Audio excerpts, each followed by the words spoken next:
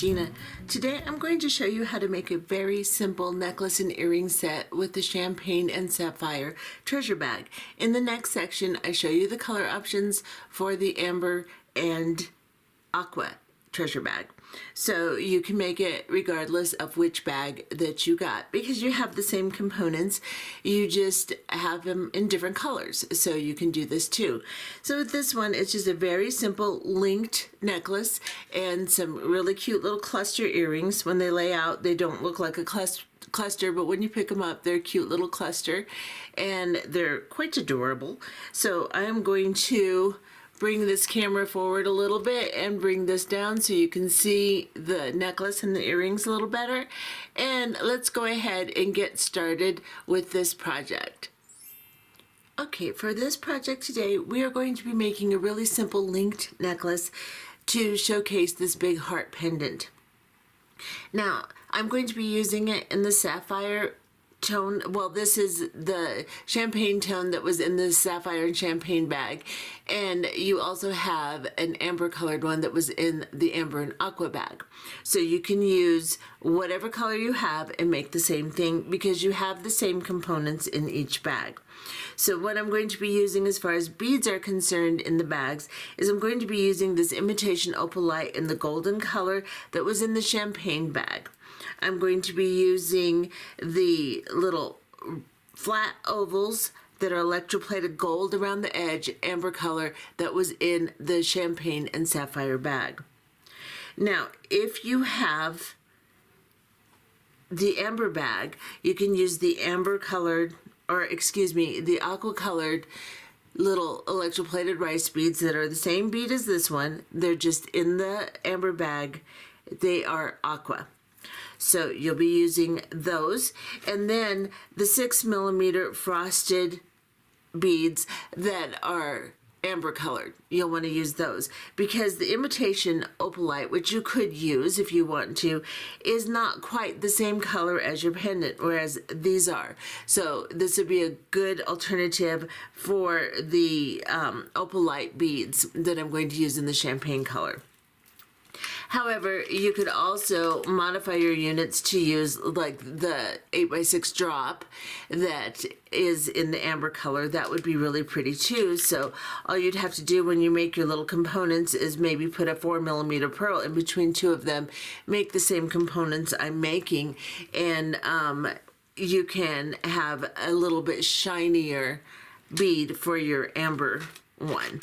So what we're going to be doing is we're going to be using the double linked Rolo chain that is in your bag. Both bags have it. This is a bright gold color, but so is this pendant, so that's why I've chosen it. And we are going to be cutting them into links that are 11 links long. So you're going to count each one and they're going to be 11 links long, or let me measure them so in case you're using a different chain you can. They're about 1 inch long each. So you're going to cut 11 segments of 11 links of the double Rolo chain for this project. And then you're going to need a whole bunch of jump rings, and I'm using an 8mm round jump ring, so that's outside diameter, and I'm going to use a whole bunch of them. I will give you exact numbers in the material list listed beneath the video player in the description box. And then we're going to be using some 20 gauge wire to make some components. These are the components we are going to be making, just so you can see, and I will show you how to make those. And this 20 gauge wire that I'm using is golden color, and it is beadsmith. And that, my friends, is what we're going to be using. Of course, we'll need a clasp, and I will grab a lobster claw clasp from the bag, one of the bright golden ones, and we'll use that for our closure. So let's go ahead and get started with this project. Okay, to start this project, we're going to make 6 components. We are going to make 4 that have the 6mm opalite bead on the outside of the oval bead. And then we're going to make 2 that have the oval beads on the outside and a 6mm round imitation opalite in the middle. So these are the units that we're going to be making, and I'm going to show you how to make one, and then you'll make 4 like this, and then you'll just switch your beads and make 2 like this. So we have 3 inches of wire here. We're going to take our round nose plier. First thing, measure an inch. I like to keep my components the same, so I like to measure an inch onto my wire here. I'm going to place my round nose plier on that mark. And then I'm just going to bend the wire right over the back prong of my plier here, right at 1 inch. Then I'm going to move my hand so that I now have my wire placed in that bend, and my hand is up and down now instead of sideways like this. I am now going to bring the short end over the top of the plier, so bringing it back towards me. And then when I get to where I'm about 3/4 of the way around the plier, I'm going to turn my hand so it's now parallel to the bead mat and flat or in a horizontal position again, like we started, and then just draw this shorter piece underneath the plier. So what I've done is I've created a loop just like this. Now I am going to grab the loop with my flat nose pliers. I'm going to position the extra piece of wire so that it is parallel with the pliers, so it's at the same angle as the pliers I'm holding on to, and then I'm going to grab another pair of pliers and I'm going to start to turn. And I'm just going to switch hands because I turn better with this hand. So I've now put it in my left hand, and I'm just going to start to turn this wire, and I'm going to turn it 2 full turns around the long length of wire here. Just like that. Now I'm going to get you close, and we're going to cut this extra piece off here. And as you can see, I'm just keeping it in my pliers. It's just an easy way to work so that I can hold on to it and manipulate it. Now this little extra end piece, I'm going to take my little crimping pliers here, and I am going to just squish that little piece in so that it's not rough. It's tucked in nice, and this is what I have. Now we are going to put our beads on. So I'm going to make the unit like this that we'll make 4 of. And of course you'll just reverse it for the other units. So we are going to pick up a 6mm round, an oval bead, and a 6mm round, just like this. Then I'm going to position my component here in my hand so that I can hold on to it, make sure the beads are down touching the other side that I just created, and place my pliers right up against the beads here. And then I am just going to push the wire over the top of the plier again. Again, I'm holding my hand to where it's in the pliers in a more horizontal type of position. And then I'm going to turn my hand, put the pliers in more of what I like to refer to as a vertical position, and then I'm going to bring the wire over the top of this plier prong here. And when I get about 3/4 of the way around, I'm going to kind of reposition my wrist so that my pliers are now again horizontal, and I'm going to draw the long length of wire underneath the plier. I can take my plier off, and this is what I have. Now I'm going to grab my flat nose pliers again and hold on to that loop. I'm going to switch hands. I'm going to position this long length of wire so that it's at the same angle as my pliers, and then I'm going to take 2 full turns again of this wire. So 1, 2, just like that. Just a little bit further. There we go. And then I am going to go ahead and cut this off. You can continue holding it in your plier if you'd like. I probably should have, but that's okay. I'm going to cut this off, and then I'm going to squeeze this end in. And squeezing it in is when you really need to be holding on to your components with your pliers still. So that's why I like to do that. I like to just have it in my left hand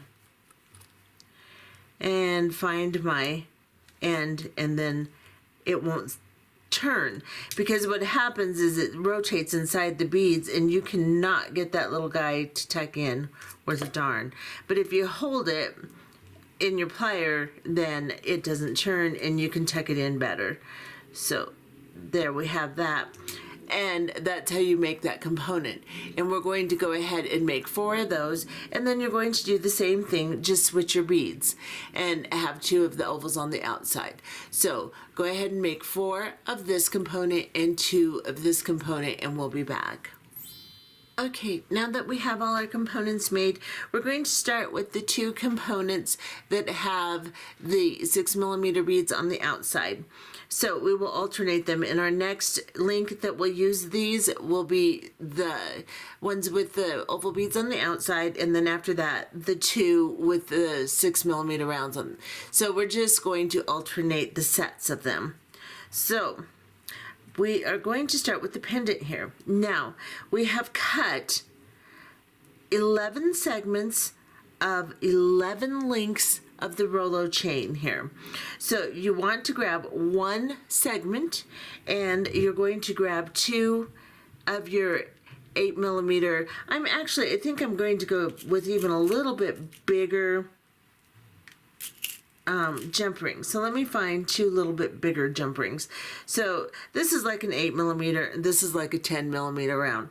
And I'm going to use them just because on this particular one, it will help keep your chain from sliding, or your pendant from sliding down what we create as the necklace chain, because this is a very wide bail. So we want to do a little bit bigger jump ring. It still can slide through it, but it won't slide through as easily as if we use the 8mm rounds.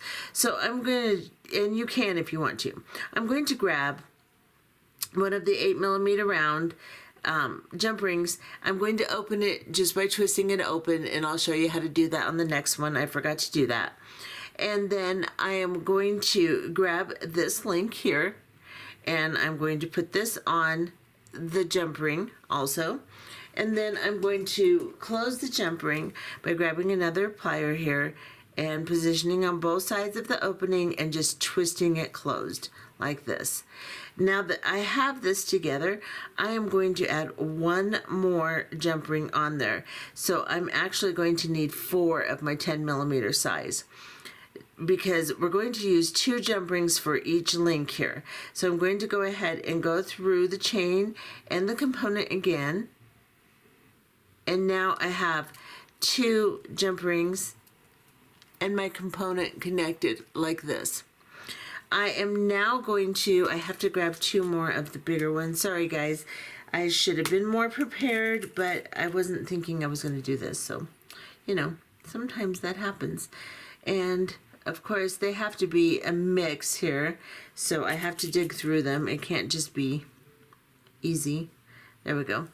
So now I have 2 more of my 10mm jump rings, and what I'm going to do first is I am going to put my pendant on. I'm just going to grab the chain and drop it through the bail here, just like this. And then I'm going to grab a 10mm jump ring, and I'm going to open it. I'm going to scoop up those 2 last little links there, and I'm going to put on my component, and then I'm going to close the jump ring. And again, I didn't show you.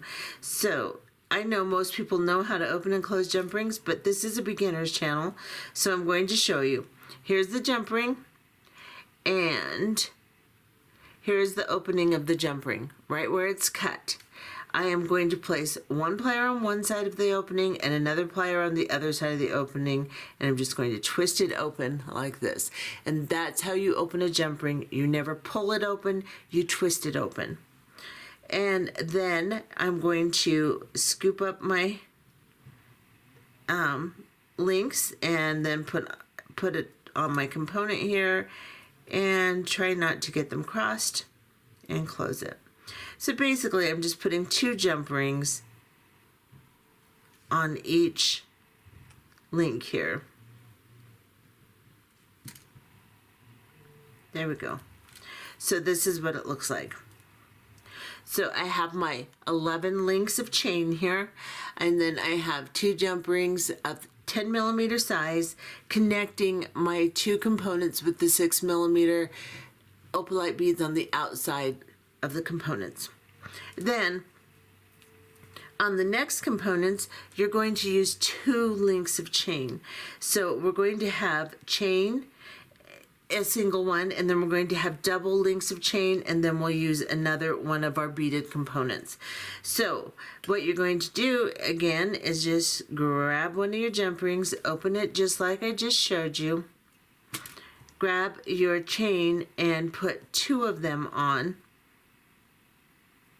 and then put it on the component, and then close it.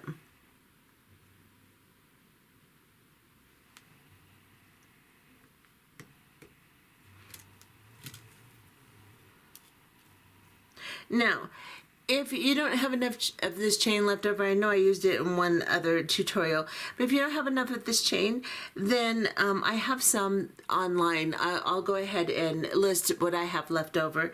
There's not a ton of it, but there is some. Or you can use whatever chain you'd like, or you can just use a single link of chain, a single length of chain in between instead of a double. I just kind of like the way the doubles look, so I'm doing that for something a little bit different. So now that I have done that, I'm going to grab another jump ring, and I am going to go through, I think I'll go through the component first. Perhaps. Come here. And then I'm going to, well, goodness sakes. I'm going to go through the component, and then I'm going to go through the 2 links here, just like that, and I'm going to close it. Straighten everything back out here. And then I will do the same thing on this side. So I will grab this time, because I want in the middle, I want to have my component to be this one. So I'll have my oval beads on the outside. And I will just grab another jump ring and open it. And then I can scoop up my chain. So I'll scoop up this one. It has double links, so make sure you get through both of them. Make sure your lengths are cut exactly the same, or you'll get weird bowing on one side of your chain and won't look right. And then put on your component.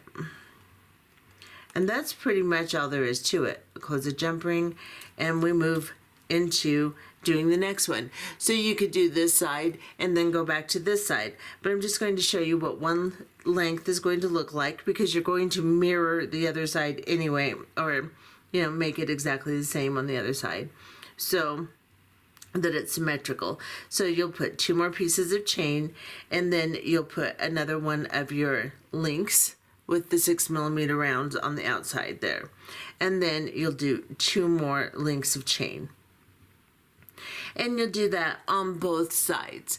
And then once you've done that, we'll come back and we will put our clasping on, and this necklace will be finished. Okay, so now I have made both sides of my necklace. Of course, you can make more links or less links. It does not matter. You can do it any way you want. You can make more of these type of links and use less chain. However you decide you want to do it is perfectly fine. This is just a technique, and you can modify it any way you want to. Now, I have put all of my links of chain on, and on the very last one, I put 2 of my 8 millimeter jump rings. I'm going to grab one of my, it's about a 4 millimeter jump ring. I'm going to open it, and I'm going to grab a lobster claw clasp, and I am just going to pop it on both of these jump rings here. So just put both of those through and then close it.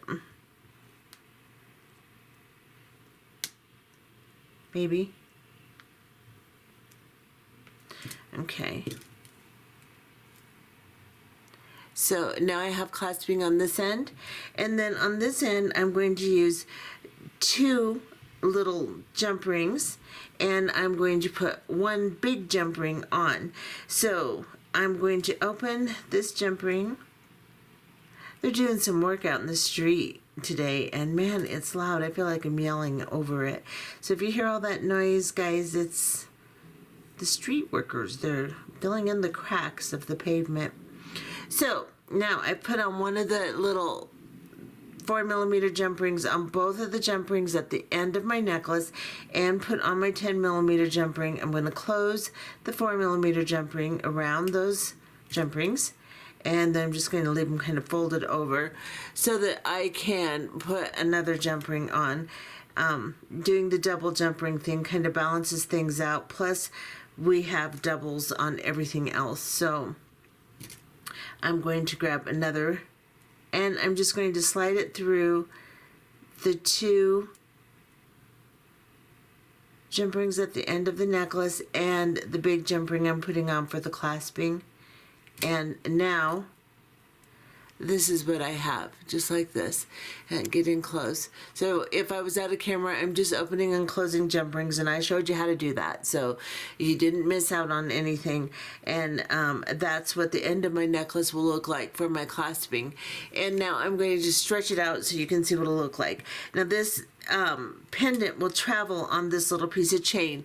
You could make the chain a little bit shorter if you want to, but I don't know. I think it's fine the way it is, so I'm good with it. If it travels around too much when I'm wearing it, then I may decide to make the chain a little shorter, or maybe just hook it with a jump ring, take off the top of the bail, and hook it with a jump ring into the first 2 components. You can do that too.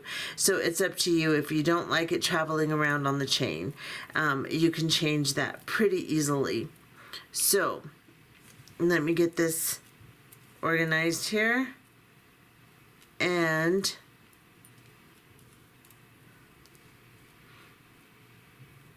I think it's pretty. I adding a little color in, like if you did the amber one, might help a little too. I've stayed pretty much all in gold tones here, and it doesn't pop quite as much as it would if you put some color in it, but I like it. I think it's pretty, and I will wear it. It's a nice necklace. So that, my dears, is how you make that. And maybe I'll design some little earrings or something, and we'll be back for that. Okay, so I have designed a really simple little earring to go with this necklace, and this is what it looks like. When it dangles, it will actually kind of cluster. So when it lays on the bead mat, it spreads out a little bit, but when it dangles, it'll cluster, and it's really cute.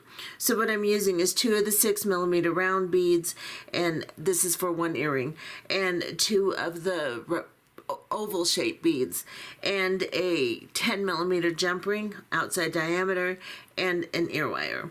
So what I've done is I've made 3 wrapped components here, and with 3 of the beads, and I'm going to show you how I made the component with the 4th, and then we'll just drop it on the jump ring, and then we will put it on the ear wire. So you're going to need 4 head pins per earring.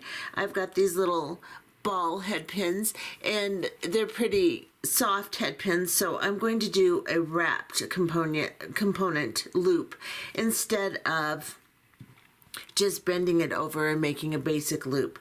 So drop one of your beads down on your head pin, and then place your round nose pliers right above that bead, holding it so that it's flush against the end of the head pin, and then just bend the wire over the back of your plier. Again, I'm holding my plier in a flat position, a horizontal position, and then turn your hand into the vertical position. And then bring the wire over the top, just like we were doing before. And then as you bring it around, position your wrist, just kind of reposition your wrist and have your hand and your plier now in the horizontal position again, while you're bringing the wire, long length part of the wire, underneath the plier. This way you end up with a loop like this. And then grab a pair of flat nose pliers, not fat nose pliers, and then you're going to position the long length of the wire the same angle as your pliers that you're holding on to. I'm going to hold them in my left hand, so I've just turned it over.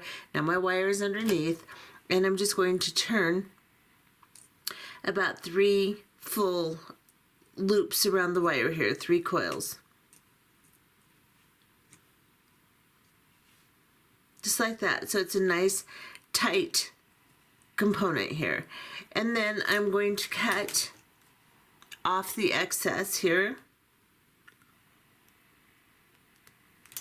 Get you in a little closer so you can see the end result here. And then I'm going to tuck in this little tail here.